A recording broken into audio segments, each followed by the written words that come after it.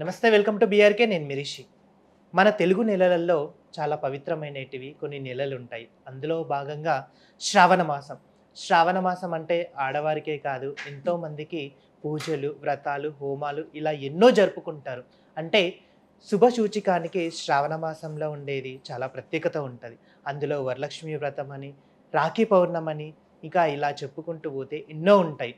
వీటన్నిటిలో అసలు శ్రావణ మాసంలో ఉండే ప్రత్యేకత ఏంటి? అసలు శ్రావణ మాసంలో ఏమేమి జరుపుకుంటారు? శ్రావణ మాసంలో వచ్చే పండుగల విశిష్టత గురించి మనకు తెలియజేయడానికి మనతో పాటు ఉన్నారు ప్రముఖ ఆధ్యాత్మికవేత్త, శ్రీ జగద్గురు పీఠం చైర్మన్ అండ్ వారసురాలు మైలవరపు నాగమణి గారు. వారిని అడిగి మిగతా విషయాలు తెలుసుకుందాం. అమ్మ నమస్తే అమ్మ. నమస్కారం అండి. ఎలా ఉన్నారు? బాగున్నాను. మీరు ఎలా ఉన్నారు? బాగున్నాం. అమ్మ, కార్యక్రమంలోకి వెళ్లే ముందు ఒక శ్లోకంతో ప్రారంభిద్దాం. చాలా చాలా మంచి సంగతి. ఓం గురు బ్రహ్మ గురు విష్ణు గురుదేవో మహేశ్వర గురు సాక్షాత్ పరబ్రహ్మ తస్మై శ్రీ గురవే నమః. శ్రీ సత్యానందేంద్ర సరస్వతి స్వామి గురుభ్యో నమః. అమ్మ, శ్రావణ మాసం అంటేనే చాలా ప్రత్యేకత ఉంటుంది. అంటే ఆడవారికే కాదు, ఎంతో మందికి కూడా శుభసూచకం అని చెప్పేసి కూడా అంటారు. అంటే చైత్రమాసం తర్వాత చైత్రం, జ్యేష్టం, వైశాఖం, శ్రావణం, ఆషాఢం ఇలా ఎన్నో మొదలుకొని శ్రావణ మాసం అని ఉంటుంది. అంటే ఈ శ్రావణ మాసంలో ఉండే ప్రత్యేకత ఏంటి? అసలు శ్రావణ మాసంలో ఏమేమి పూజలు జరుపుకుంటే మంచిది? వీటి గురించి ఒకసారి తెలియజేస్తారా? చాలా మంచిదండి. ఎందుకంటే శ్రావణ మాసం రాబోతోంది. ఇక 3 రోజుల్లో ఎస్. అనేక మంది ఆడవారు అనేకమైన వ్రతాలు నోములు చేసుకోవాలనుకుంటారు. చాలామందికి కొన్ని విషయాలు మనం తెలియజేద్దాం. ముందుగా బీఆర్కే న్యూస్ ఛానల్ని వీక్షించే ప్రేక్షకులందరికీ శుభాశీస్సులు. ఈ శ్రావణ మాసం వస్తుంది అంటేనే ఆడవాళ్ళకి అసలు ఎంత సందడి అంటే అంత సందడి. 4 రోజుల ముందు నుంచే షాపింగ్ చేసుకోవటం, వాళ్ళకి కావాల్సిన పూజా ద్రవ్యాలు కానీ, అలంకరణ సామాగ్రి కానీ, తర్వాత నూతన వస్త్రాలు, తర్వాత వ్రతాలకు కావాల్సిన సాధన సామాగ్రి, ఇవన్నీ కూడా షాపింగ్ చేసుకోవటం సందడిగా ఉంటుంది. అసలు శ్రావణ మాసం అంటేనే ప్రతి ఇల్లు ప్రతి గడప కూడా కళకళలాడుతూ ఉంటుందండి. లక్ష్మీదేవి ఎక్కడో లేదు, వీళ్ళ ఇళ్ల ముందే ఉందా అని అనిపిస్తుంది. చాలా ముఖ్యమైనది ఈ శ్రావణ మాసం. ముఖ్యంగా శ్రీ మహావిష్ణువుకి చాలా ప్రీతికరమైంది. ఎందుకంటే శ్రీ మహావిష్ణువు శ్రవణ నక్షత్రంలో ఆయన పుట్టారు. శ్రవణ నక్షత్రంలో కాబట్టి శ్రీ మహావిష్ణువుకి చాలా ప్రీతికరమైంది ఈ శ్రావణ మాసం. అందులోనూ శ్రవణ నక్షత్రంతో కూడిన పౌర్ణమి తిథి రావటంతో కూడా ఈ శ్రావణ మాసం అనేది మనకి ప్రారంభం అవుతుందన్నమాట. చాలా విశేషమైంది. ఈ మన సనాతన ధర్మంలో కొన్ని మనకి ఈ పండగలు కానీ, సనాతన ధర్మంలో వచ్చిన కొన్ని ఆచార వ్యవహారాల్లో కానీ మనం జీర్ణించుకుపోయి ఉన్నాం. అంటే తరతరాల నుంచి వంశపారపర్యంగా కూడా కొన్ని మనం జీర్ణించుకుపోయిన వ్యవస్థలు అన్నమాట ఇవన్నీ. దీనివల్ల ఆధ్యాత్మికంగా కానీ మానసికంగా కానీ చాలా మనం ముందుకెళ్ళటానికి అవకాశం లభిస్తుంది.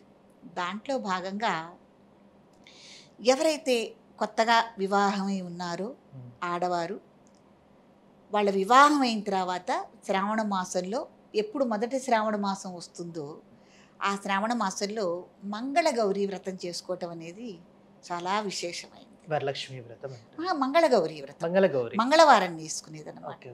మంగళగౌరీ వ్రతం చేసుకోవటం అనేది చాలా విశేషం. ఇది అట్టింటి తరపు నుంచి కానీ పుట్టింటి తరపు నుంచి కానీ ఒక ఆచారంగా, ఒక సాంప్రదాయంగా, వంశపారపర్యంగా తప్పకుండా వచ్చి తీరుతుంది. ఎందుకంటేనండి ఆషాఢ మాసంలో నూతన వధువు తన పుట్టింటికి వెళ్తుంది. వెళ్ళినప్పుడు తర్వాత వెంటనే శ్రావణ మాసం అనేది వస్తుంది. వచ్చినప్పుడు ఆ వధువు చేత పుట్టింటి వారే శ్రావణ మంగళవారాల నువ్వులు అనేవి పట్టించడం జరుగుతుంది. అంటే పట్టించడం జరుగుతుంది. అది మనకి ఆచారం. ఎవరైతే నూతన వధువు ఉందో మొదటి శ్రావణ మాసం ఎప్పుడైతే వచ్చిందో తప్పకుండా శ్రావణ మంగళవార గౌరీ వ్రతం అనేది మనం తప్పకుండా చేసుకొని తీరాలి. అది చక్కగా ఒక సద్బ్రాహ్మణ్ణి ఏర్పరచుకుని ఆ మంగళగౌరి యొక్క వ్రతం అనేది ఉంటుంది. పూజా విధానం ఒకసారి చెప్తారా? పూజా విధానం కూడా చెప్పుకుందాం. చక్కగా చేసుకోవటం అనేది ఉంటుంది. ఈ మంగళవారాలు మొదటి సంవత్సరం కాబట్టి పుట్టింట్లోనే 4 మంగళవారాలు చేసుకుని, అంటే మా 5 మంగళవారాలు కూడా వచ్చే సందర్భం ఉంటుంది ఒక్కోసారి, ఒక సంవత్సరాన్ని బట్టి. కాబట్టి ఆ వచ్చిన వధువు ఏం చేస్తుందంటే పుట్టింట్లోనే మొదటిసారి ఈ నోముని పట్టుకుని ఈ 5 వారాలు కానీ 4 వారాలు కానీ ఇక్కడే చేసుకోవాలి నోము అనేది. తర్వాత ఏదైతే వాయినాలు ఇచ్చే పద్ధతి అనేది ఉంటుంది ఈ మంగళగౌరి వ్రతంలో. మొదటి వాయినాన్ని తప్పకుండా తల్లికే ఇచ్చుకోవాలి. మంగళగౌరి వాయినాన్ని తల్లికే ఇవ్వాలన్నమాట. వధువు తన తల్లికి ఇచ్చుకోవాలి. ఇచ్చుకొని ఆమెకు నమస్కారం చేసి ఆమె నుండి ఆశీస్సులు పొందాలి. తర్వాత విధి విధానానికి వచ్చేసరికి చక్కగా ఉదయాన్నే మనం అభ్యంగన స్నానం అది ఆచరించి ఎవరైతే నువ్వు చేసుకోవాలనుకున్నారో, ఎవరైతే ఆమె చేత చేయించాలనుకుంటున్నారో, ఇంట్లో వాళ్ళు ఉంటారు కదండి, వదిన కానీ తల్లి కానీ ఇలా ఉంటారు కదా, వాళ్ళు కూడా చేసుకోవాలనుకున్న పట్టించాలనుకున్న వాళ్ళు కూడా శుభ్రంతో ఇల్లంతా గత రోజుని శుభ్రం చేసుకుని పూజకి కావలసిన వ్రతానికి కావలసిన సాధన సామాగ్రి అంతా ముందే సమకూర్చుని పెట్టుకుని చక్కగా యథావిధిగా ఒక బ్రాహ్మణ్ణి నియమించుకుని, ఎందుకంటే మొదటి సంవత్సరం చేసుకోవటం కదండి, తొలిసారిగా పట్టడం కాబట్టి ఒక సద్బ్రాహ్మణ్ణి నియమించుకుని ఆయన చేత ఈ విధి విధానంగా ఈ కార్యక్రమాన్ని మొదట నోయించుకోవాలి. నోయించుకునే విధానంలో మనం మంగళగౌరికి ప్రతిరూపంగా ఒక కలశాన్ని పెడతారు. రాగి చెంబుతో కానీ ఇత్తడి చెంబుతో కానీ, ఎవరికైనా శక్తి ఉంటే వెండితో కానీ ఒక కలశం అనేది ఉంటుంది. కలశాలు కూడా వంశపారంపర్యంగా వాడుకునే కలశాలు కూడా ఉంటాయి. వాటిని చక్కగా పూర్ణంగా ఉండే ఒక కొబ్బరికాయని నారికెళ్ళాన్ని దాని మీద ఉంచి, దాని మీద ఒక జాకెట్ బట్ట ఉంచి చక్కగా పూలతోనూ మామిడి మండలతోనూ అలంకరణ చేసి దాంట్లో పంచపల్వాలు అంటారు. అంటే మామిడి, రాగి, జువ్వి, తర్వాత నేరేడు కానీ మర్రి కానీ ఈ లేత ఆకులు ఉంటాయి, పంచపల్వాలు అనబడతాయి. ఈ పల్వాలుని దాంట్లో ఉంచి ఆ కలశంలో లోపల నీళ్లు పోసి పసుపు కుంకుమ గంధము వేసి ఈ పంచపల్వాలు ఉంచి, అట్లాగే నవరత్నాలు కూడా దాంట్లో వేసి మనం కలశాన్ని అమ్మవారి రూపంగా ఆ కలశానికి చక్కగా కొందరు అలంకరణ చేసేవాళ్ళైతే చక్కగా చీర అది కట్టి చాలా అందంగా అలంకారం చేయటం కూడా జరుగుతుంది. జరుగుతుంది. అది మనం సిద్ధం చేసి పెట్టుకున్న తర్వాత బ్రాహ్మడు మన దగ్గరికి వస్తాడు కదా, వచ్చినప్పుడు ఆయన ఎవరైతే మంగళగౌరి అమ్మవారు ఉందో ఈ కలశంలోకి ఆమెని, ఆ తల్లిని, పరమేశ్వరిని ఆవాహన చేయటం అనేది జరుగుతుంది. మంత్రోక్తంగా చేయించి ఈ ఆచార వ్యవహారాలతో ఈ మంగళగౌరి వ్రతాన్ని చేయించటం అనేది జరుగుతుంది. మొదటి సంవత్సరం అట్టా చేసుకుని ఈ కథ అనేది ఉంటుంది. మంగళగౌరి వ్రతానికి ఒక కథ ఉంటుంది అన్నమాట. ఒకానొకప్పుడు శివుడు పార్వతి ఒక కాల టైంలో ఒక చోట కూర్చుని వారి యొక్క సాధుగణమంతా వారి పరిపాలనలో ఉండన్నప్పుడు పార్వతీదేవి అడిగింది, స్వామి సౌభాగ్యం కోసం ఆడవాళ్ళు ఆచరించే వ్రతం ఏమన్నా ఉందా అని అడిగింది. అప్పుడు మొదటిసారిగా శివుడు పార్వతీదేవికి ఈ మంగళగౌరి వ్రతం శ్రావణ మాసంలో వచ్చే మంగళవారం నాడు నోచుకునే వ్రతం గురించి మొట్టమొదటిసారిగా శివుడు పార్వతీదేవికి చెప్పటం, ఆమె మిగతా స్త్రీలందరికీ ఈ కథని చెప్పటం, బోధించటం, తద్వారా ఈ మంగళగౌరి వ్రతాన్ని మనం ఆచరించుకుంటూ రావటం అనేది జరుగుతుంది. ఈ మంగళగౌరి వ్రతం అనేది ఒక సంవత్సరమే చేసుకునేది కాదు, నియమంగా 5 సంవత్సరాలు పూర్తి చేసుకోవాలి. 5 సంవత్సరాలు పూర్తి చేసుకున్న తర్వాత ఎవరిదైనా మన బంధువుల ఇంట్లో కనుక వివాహం అవుతున్న సందర్భంలో దాన్ని ఏ అయితే వ్రతం అయితే మనం చేసుకున్నామో 5 సంవత్సరాలు పూర్తి చేశామో ఉద్యాపన అంటారు. అంటే ఇక నోముని మనం విరమిస్తున్నట్టు, 5 సంవత్సరాలు పూర్తి చేసి విరమిస్తున్నట్టు ఉద్యాపన అంటారు. ఎవరైనా వివాహాలు జరిగే టైంలో ఈ ఉద్యాపన అనేది ఆ నూతన వధువు ఎవరైతే వివాహం చేసుకుని ఉంటుందో ఆ కళ్యాణ సందర్భంలో ఉద్యాపన అనేది తీర్చుకోవటం అనేది చేసుకుంటారు. ఇది శ్రావణ మాసంలో వచ్చే ప్రముఖమైన పండగల్లో మంగళగౌరి వ్రతం గురించిన వివరం అన్నమాట. అమ్మ, ఇప్పుడు ఒక సందేహము, ఆషాఢ మాసంలో అంటే కొత్తగా వధువు అమ్మవారింటికి వెళ్తుంది. అవునా? సంవత్సరం నెల పాటు అక్కడే ఉంటుంది. రానున్న శ్రావణ మాసం కూడా అత్తారింట్లోనే ప్రతి పూజ కానీ ఏది కానీ చేసుకోవాలి అని చెప్పేసి ఒక అంటే అనుకుంటారు. కానీ మీరు మాత్రం ఇది ఖచ్చితంగా అమ్మ వాళ్ళ ఇంట్లోనే చేసుకోవాలి అని అంటున్నారు. అంటే ఈ లెక్కన చూసుకుంటే వధువు అనేది 2 నెలలు అక్కడే ఉండాల్సి వస్తుంది కదమ్మా మరి. అంటే ఉమ్, అత్తవారింట్లో కొత్త విధానం, కొత్త పద్ధతులు ఉంటాయి. అవును. ఇప్పుడు ఈ నోము నోచుకోవాలన్నా కూడా మనం కొన్ని ఏర్పాట్లు చేయవలసి వస్తుంది. కొత్త అత్తారింట్లో కొంత బెరుకుతనం ఉంటుంది. ఏదైనా మనం స్వతంత్రించి అడగాలన్నా, చేయాలన్నా బెరుకుతనం ఉంటుంది. అవును. కాబట్టి కొత్త సంవత్సరం కాబట్టి తొలి సంవత్సరంలో ఇక్కడ నోచుకోవటం అనేది పద్ధతి. అత్తారింట్లో అయినా నోచుకోవచ్చండి, తప్పేం లేదు. వాళ్ళు ఆ అభిమానంతో కోడల్ని మన ఇంటికే రామ్మా ఇక్కడే నోయిస్తామన్నా కూడా అక్కడికైనా కూడా ఈ తల్లి వెళ్ళవలసిందే, ఈ నోము నోయించవలసిందే, ఉమ్, తొలి వాయినం ఆమె స్వీకరించవలసిందే. ఖచ్చితంగా. తప్పకుండా. ఓకే. కాబట్టి చేసుకోవటంలో తప్పేం లేదండి. అంటే కొన్ని పద్ధతుల గురించి, సాధక బాధకాల గురించి కొన్ని ఇలా చేసుకోవాలని పెద్దలు మనకి చెప్తూ ఉంటారు. రైట్. ఇంకో విషయం అమ్మ, ఇప్పుడు కొంతమందికి ఈ మంగళగౌరి వ్రతం అనేది చేయడం కొత్తగా ఉంటది. అవును. కొంతమంది ఆచార వ్యవహారాలు కూడా తెలియదు. అంటే అవునవును. కొంతమందికి ఏంటంటే ఇంటి తరాన ఉండొచ్చు, ఉండకపోవచ్చు. అవును. లేని వారు కూడా ఈ వ్రతాన్ని మొదటిసారిగా చేసుకోవచ్చా? తప్పకుండా అండి. ఎందుకంటే అమ్మవారు కదా! సాక్షాత్తు మనం పార్వతీదేవి పార్వతీదేవి. మంగళగౌరి రూపంగా ఆవిడని కొలుచుకుంటూ మనం వ్రతం అనేది చేసుకుంటున్నాం. ఎవరైనా ఆచార వ్యవహారాలు లేకపోతే ఆ వంశంలో ఏ ఏ- ఎందుచేతనో ఈ నోము నోచుకోలేదు ఒక తరంలో అని అనుకున్నా కూడా మళ్ళీ దాన్ని ఇలా చెప్పుకుని ఉమ్. మేము చేసుకుంటామని చెప్పుకుని సంకల్పంలో తప్పకుండా తప్పేం లేదు. అంటే ఈ ఈ నోము నోచుకోవడం వల్ల కలిగే ఫలితాలు ఎలా ఉంటాయి? ఫలితాలు ఎలా ఉంటాయంటే శుభప్రదమైంది. అంటే నూతన వధువు కాబట్టి భర్తకి ఎటువంటి ఆపదలు కానీ, గండాలు కానీ, అపమృత్యు భయాలు కానీ ఏమన్నా ఉన్నాయనుకోండి, అవి లేకుండా తొలగచేసి అమ్మాయికి సౌమంగళ్యాన్ని ప్రసాదించే మహత్తరమైన వ్రతం మంగళగౌరి వ్రతం. ఓకే. ఏదన్నా ఎందుకంటేనండి ఒకానొక రాజుకి ఒక టైంలో పిల్లలు లేరు, సంతానం లేరు. సంతానం లేకపోతే రాజు బాగా దేవుడి గురించి ప్రార్థన చేసి, శివదేవుడి గురించే ప్రార్థన చేసి, అమ్మవారిని కూడా ప్రార్థించి, ఏంటి నాకు ఇట్లా సంతానం లేదు అనని బాధపడ్డాడనమాట. ఆ బాధపడటానికి కూడా ఒక కారణం ఉంది. ఎవరైతే ఈ దంపతులైతే ఉన్నారో వారింటికి ప్రతిరోజు ఇదివరకు యాచనకు వచ్చేవాళ్ళు కదండి, సోది వాళ్ళు కానీ, సాధువులు కానీ, ఎత్తులు కానీ, సన్యాసులు కానీ వచ్చినప్పుడు చుట్టుపక్కల అందరి ఇళ్లల్లోనూ ఏదైనా వాళ్ళు యాచనకు వచ్చినప్పుడు వాళ్ళు ఏదైనా ఆహార పదార్థాలు కానీ, వస్త్రాలు కానీ ఏది ఇచ్చినా కూడా తీసుకుంటున్నారు. కానీ వీళ్ళ ఇంటి దగ్గరకు వచ్చేసరికి స్వీకరించట్లే. పాపం ఇప్పుడు తీసుకొస్తోంది, పళ్ళెల్లో పెట్టి బయటకు తీసుకొస్తుంటే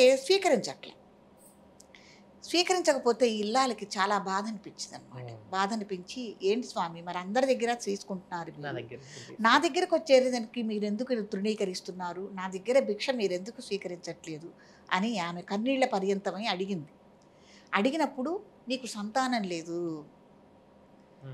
మీ ఇంట సంతానం లేదు, అందుకని నేను సంతానం లేని ఇంట్లో నేను స్వీకరించను, కాబట్టి అందుకని మీ దగ్గర తీసుకోవటం లేదు అని. తర్వాత సాయంత్రం భర్త వచ్చాడు, భర్తతో చెప్పుకుని ఇట్లా జరిగింది, సాధు వచ్చి ఈ రకంగా అన్నారు, కాబట్టి ఇది మనకి లోటే, చాలా బాధపడుతున్నాం ఈ విషయంలో, ఏం చెయ్యాలి అని కన్నీళ్ళు పెట్టుకుని ఏడిస్తే, అప్పుడు భర్త తపస్సు చేస్తే అమ్మవారు కనిపించినప్పుడు ఆ అమ్మ ఏం చెప్పిందంటే, నువ్వు నల్లటి వస్త్రాలు కట్టుకుని గుర్రం మీద కొంత దూరం నువ్వు ప్రయాణం చేసి వెడుతూ ఉండు, ఎక్కడైతే నీకు ఈ గుర్రం ఆగిందో అక్కడ నువ్వు భూమిని కొద్దిగా తవ్వి చూస్తే నీకు ఒక అద్భుతమైన ఒక ఆలయం అనేది నీకు బయటపడుతుంది, ఆలయంలో అమ్మవారు ఉంటుంది, ఆవును నువ్వు ప్రార్థించు అని చెప్పడం ద్వారా అలాగే గుర్రం మీద నల్లటి వస్త్రాలు వేసుకుని కొంత ప్రాంతం వెళ్ళేసరికి, ఒక చోటకి వెళ్ళేసరికి గుర్రం ఆగటం, అక్కడ ఆయన తవ్వి చూడగా ఒక అద్భుతమైన ఆలయం అనేది బయటపడటం, అందులో పరమేశ్వరి మాత మంగళగౌరి ఉండటం, ఆవిడ అక్కడ సాక్షాత్కరించి ఏం కావాలి అని అడిగితే, అమ్మ ఇట్లా జరిగింది కాబట్టి నాకు మంచి సత్సంతానం కావాలి అని వరం కోరుకున్నాడు. వరం కోరుకుంటే తదాస్తు అని, ఆలయానికి పక్కనే ఒక మామిడి వృక్షం ఉంది, ఆ వృక్షానికి పళ్ళుంటాయి, ఆ పండును ఒకదాన్ని కోసుకుని నువ్వు తీసుకెళ్ళి నీ భార్య చేత తినిపించు, మంచి సంతానం పొందుతారు అని చెప్పింది. చెప్పితే అయితే అక్కడ ఒక గణపతి విగ్రహం ఉంటుందన్నమాట. ఆ గణపతి విగ్రహంలో బొడ్లో ఒక మనం బొటన్ వేలు పెట్టి ఎక్కి ఆ పండును కోసుకోవాలి. హ్మ్. సరే, ఈయనేం చేశాడు, ఆశ కొద్దీ 4, 5 పళ్ళు కోసేసుకున్నాడు. కోసేసుకొని ఆయన కిందకి దిగటం, కిందకి దిగగానే మాయమవటం. అట్ట హ్మ్. 2, 3 పర్యాయాలు జరిగింది.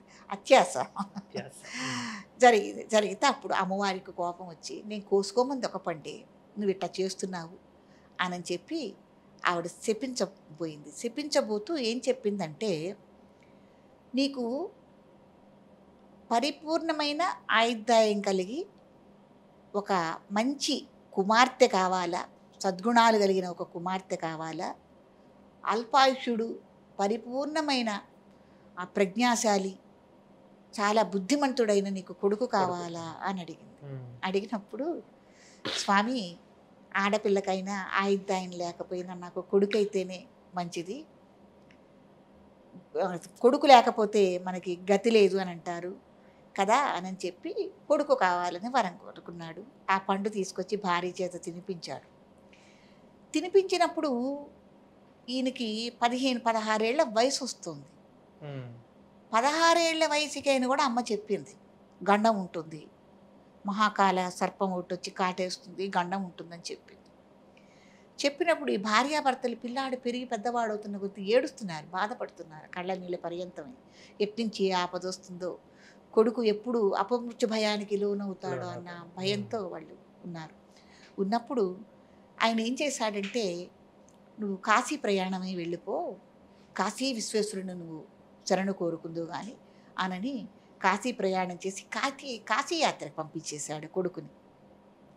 కాశీయాత్రకు పంపించేశారే కానీ దోవలో నా బిడ్డ ఎట్లా ఉన్నాడో, ఎప్పుడు ఏ ఆపద వచ్చిందో, అప్పుడు ఇవన్నీ ఏం లేవు కదండి. ఫోన్లు అని ఏం లేవు. ఏం లేవు కదా. కాబట్టి అట్లా బాధపడుతూ కన్నీరు మున్నీరై ఏడుస్తున్నారు. ఈ ఈ ఈ ఎవరైతే ఈ కుమారుడు ఉన్నాడో ఒక రాజ్యానికి వచ్చాడు. వచ్చినప్పుడు రాత్రి అయ్యేసరికి ఎక్కడో అక్కడ ఈ కాశీ ప్రయాణం వెళ్ళేటప్పుడు ఒక చోట ఉండాలి కాబట్టి ఉన్నారు. సత్రలో ఉన్నప్పుడు అక్కడికి ఆ ఊరు యొక్క రాజకుమారి కూడా వచ్చింది ఆ గుడికి. ఆ సత్రం దగ్గర ఒక గుడి ఉంటే, అమ్మవారి గుడి ఉంటే ఆ గుడి దగ్గరకు వచ్చింది. వచ్చి చెలికత్తెలతో అక్కడ పూల తోటలో పూలన్నీ కోసుకుంటూ వాళ్ళు కిలకిలా నవ్వుకుంటూ ఏదో సంభాషణ చేసుకుంటూ ఉంటే, ఆ చెలికత్తెల్లో ఒక అమ్మాయి ఒక అనకూడని మాట అన్నది తోటి చెలికత్తెని. వెధవ అన్న మాట ఏదో అన్నది.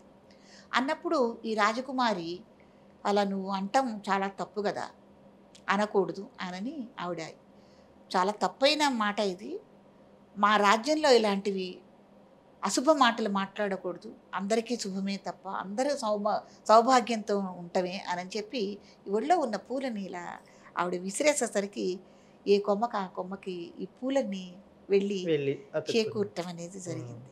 ఈ తోటి వాళ్ళందరూ ఇది చూసి, అక్కడ గుడి దగ్గర ఉన్న వాళ్ళు అందరూ చూసి చాలా ఆశ్చర్యపోయి ఈవిడ యొక్క మహిమని చెప్పుకున్నారు. ఈ రాజకుమారుడు కూడా ఆ దృశ్యాన్ని చూడటం జరిగింది. తద్వారా ఇంటికి వచ్చినప్పుడు రాజుగారు ఆమెకి వివాహం చేయాలని వివాహ ప్రకటన ఒకటి చేశారనమాట. చేసినప్పుడు ఈ బాబు కూడా ఆ వివాహం దగ్గరికి, స్వయంవరం అయితే ఏదైతే ఉందో ఆ స్వయంవరం దగ్గరికి వెళ్ళటం జరిగింది. వెళ్ళినప్పుడు ఈ రాజకుమారుడికే ఆమెనిచ్చి చేయటం అనేది జరిగింది. ఎట్లాగో ఆవిడ సౌభాగ్యం అనని, ఒక మహాపతివ్రతని, మహామహిమాన్వితమైన స్త్రీ అని తెలిసిపోతూనే ఉంది. అయితే ఈ అమ్మవారు ఏం చెప్పిందంటే, నువ్వు వివాహం చేసుకోబోతున్నావు, ఇతనికి మహాకాల సర్పదోషం ఉంది, మహాకాలం వాళ్ళ సర్పం ఈ రాత్రికే కాటేసి చంపేస్తుంది అని అమ్మవారు చెప్పింది.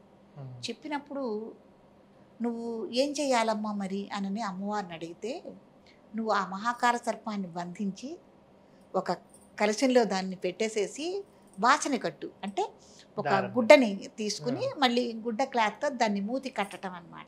వాసన కట్టి అటక మీద పెట్టుంచి మళ్ళీ దాన్ని నువ్వేం చేస్తావు అంటే నీ తల్లికి వాయినం, ఉమ్, నీ తల్లి ఎవరైతే ఉన్నారో ఆమెకి వాయినంగా ఇచ్చేసేసేయి అని చెప్పింది. సరే, ఆ వాయినం ఇచ్చేసేసిన తర్వాత మళ్ళీ దాన్ని తీసుకెళ్ళి జాగ్రత్తగా ఓ చోట పెట్టారు. ఇతను ఏం చేశాడంటే వివాహమైంది, ఆ రోజు అసలు అక్కడ గడపాలి భార్యతో. అట్లాంటి వాడు ఒక లేఖ రాసేసి, నాకు ఇట్లా భయం ఉంది, అమ్మా నాన్న నన్ను కాశీయాత్ర చేసి రమ్మన్నారు, వాళ్ళ మాటను నేను ధిక్కరించి ఇక్కడ నేను ఉండటం అనేది అసలు చాలా అది మంచి పని కాదు, పద్ధతి కాదు. కాబట్టి నేను కాశీరాజ్యం వెళ్ళిపోతున్నాను, తిరిగి వచ్చేటప్పుడు మళ్ళీ నీ దగ్గరికి నేను వస్తాను అని. మరి కొన్నేళ్ళు పడుతుంది కదండి అప్పుడు కాశీ వెళ్ళి అవును. రావాలంటే. అప్పటికి ఇతను ఒక 16-17 ఏళ్ల యువకుడే కాబట్టి మళ్ళీ గుర్తుపట్టాలంటే చాలా కష్టంగా ఉంటుంది. నా భర్త మళ్ళీ తిరిగి వస్తానన్నాడు నానా, కాబట్టి ఒక ధర్మశాల నిర్మించి కాశీ వెళ్ళొచ్చే భక్తులకి అక్కడ అన్నదానం చేసి వాళ్ళకి తగిన వసతి సదుపాయాలన్నీ చేసే ఒక ధర్మశాల కట్టించండి, నా భర్త తిరిగి వచ్చేదాకా దాంట్లో అన్నీ జరగాలి. అట్లా ఆ విధానంగా వాళ్ళు కొనసాగిస్తూ వచ్చారు. కొన్నాళ్ళకి తిరిగి వచ్చాడు ఆయన. ఈ రాజ్యానికి తిరిగి రావటం జరిగింది. ఆ తిరిగి వచ్చినప్పుడు ఈ వాసన గట్టి తల్లికి వాయనం ఇచ్చింది కదండి, ఆ పాత్ర, కలశ పాత్ర. అప్పుడు విప్పదీసి చూస్తే దాంట్లో ఆ పాము చక్కగా ముత్యాల మాలై ఉన్నది. కాబట్టి ఆ దోషం పోయింది. ఆ మాలతో తను అలంకరించుకుని సరే మళ్ళీ ఈ భార్యతో కూడి తన రాజ్యానికి వెళ్ళారు. కాబట్టి మంగళగౌరి వ్రతం చేయటం వల్ల ఒకవేళ జాతక పరిశీలనలు ఇవన్నీ చేసుకుని మనం వివాహాలు చేసుకున్నా చేసుకోకపోయినా ఎవరెవరి జీవితాలు ఎలా ఉంటాయో ఏమిటో తెలియవు కదండి. కాబట్టి మంగళగౌరి వ్రతం చేసుకోవటం వల్ల భర్తలకు ఏమన్నా ఇట్ట అపమృత్యు భయాలున్నా ఏమన్నా ఉన్నా కూడా తొలగిపోతాయి. కాబట్టి నూతన వధువు ఇది తప్పకుండా ఈ వ్రతం చేసుకుని తీరాలి అని అప్పటి నుంచి మనకి ఈ మంగళగౌరి వ్రతం అనేది రావటం, ప్రారంభించటం, చేసుకోవటం అనేది మనం జరుగుతుంది. ఒక్కసారి కలశ స్థాపన చేసిన తర్వాత మళ్ళీ దాన్ని ప్రతి వారం చేయాలా, లేకపోతే ఒకటేసారి స్థిరంగా ఉంచడం అనేది మంచిదంటారా? ఏది మంగళగౌరి మంగళగౌరి వ్రతానిక వ్రతం, ఉంచుకోవచ్చండి. ఉంచుకోవచ్చు. 4 వారాలు ఉంచుకోవచ్చు, 5 వారాలు. లేదనుకుంటే ఉద్వాసన చెప్పుకొని, అంటే ఏదన్నా ఇంట్లో పరిస్థితులు మనం చూసుకొని ఒక వారం చేసి అక్కడనే ఉద్వాసన చెప్పుకుని ఒకటే మళ్ళీ రోజు. పెట్టుకోవచ్చు, ఒకటే రోజు చేసుకోవచ్చు, మళ్ళీ చేసుకోవచ్చు, ఖచ్చితంగా 5 వారాలు ఖచ్చితంగా చేసుకోవచ్చు. ఇప్పుడు ఈ మంగళగౌరి వ్రతం కథ చెప్పుకుంటారు, శివుడు పార్వతి చెప్పిన కథ ఇదంతా ఉంది కదా. ఈ కథ చెప్పుకున్నప్పుడు ఒక అట్లకాడని తీసుకుని ఆవు నెయ్యితో ఒక జ్యోతిని వెలిగిస్తారు. జ్యోతిని వెలిగించి ఈ కాటుకలాగా పడతారు ఆ మసిని. కాటుక పెడితే ఆ కాటుక ధరిస్తే కూడా చాలా పుణ్యము అని చెప్తారు ఈ మంగళగౌరి వ్రతంలో. అప్పుడు ఈ కాటుక ఏదైతే పట్టిందో ఆ కాటుకని కూడా తీసుకుని అత్తారింటికి వెళ్ళింది వధువు. ఈ పిల్లాడి కోసం ఏడ్చి ఏడ్చి వాళ్ళు కళ్ళనీళ్ళు పర్యంతమయ్యి కళ్ళు పోయినాయి వాళ్ళకి. అప్పుడు ఈ వధువు తీసుకెళ్ళి ఈ కాటుక పెట్టడం వల్ల అత్తమామలకి కళ్ళు వచ్చినాయి. కాబట్టి ఈ వ్రతానికి అంత పవిత్రత ఉన్నదన్నమాట. కాబట్టి ప్రతి ఒక్కళ్ళు తప్పకుండా ఆచరించవలసిన వ్రతం మంగళగౌరి వ్రతం శ్రావణ మాసంలో.